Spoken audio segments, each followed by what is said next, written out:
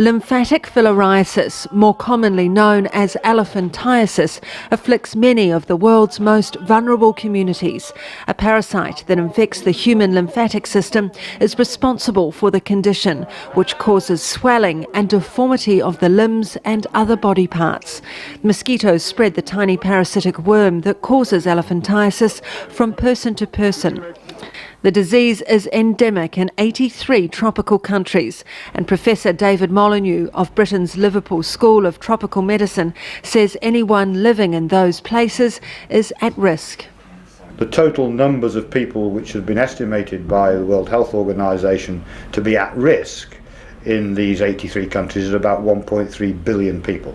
So let's say a fifth of the planet is at risk. There are few conditions in the world more socially alienating. The Global Alliance to Eliminate Lymphatic Filariasis has been at the forefront of those fighting the disease. As the group's video shows, elephantiasis mainly affects the rural poor, forcing infected people like this man from Uganda further into poverty. Inanisumbua kama mtasimama muda mrefu bila kukaa chini. Washing infected limbs can help ease the suffering, but it does not cure or stop the spread of the condition. This man comes from a village in Tanzania where elephantiasis is endemic. Ça va un problème parce c'est pas moi celle qui gagne malgré peuple a bon mouvement pour lui.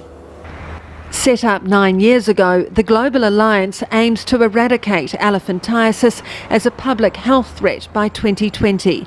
The group has teamed up with the UN World Health Organization and major drug companies such as GlaxoSmithKline and Merck. Andy Wright heads up GlaxoSmithKline's elephantiasis program. When the programme started, there was a global plan produced by the WHO for how you could achieve this goal within 20 years. And progress against that plan is very much on target. So there's a lot of very strong evidence that the programme is succeeding and a lot of confidence that in the vast majority of the countries it will be successful before 2020. The eradication program consists of 2 drugs, albendazole, donated by GlaxoSmithKline, and mectizan, donated by Merck. Those living in endemic areas take 2 pills a year for 5 years. The drugs significantly reduce the number of worm larvae in the blood, which means far fewer mosquitoes carry the infection to those they bite.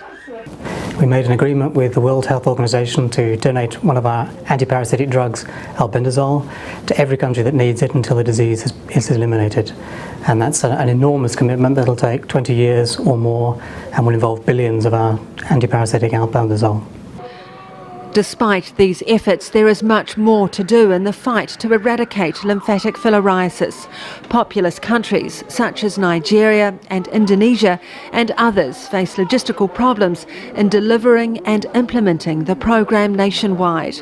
Professor Molyneux says it should be viewed as the most important public health programme of our generation. If we can't afford to implement that intervention within existing health financing environments, I don't believe we could afford to do anything in public health.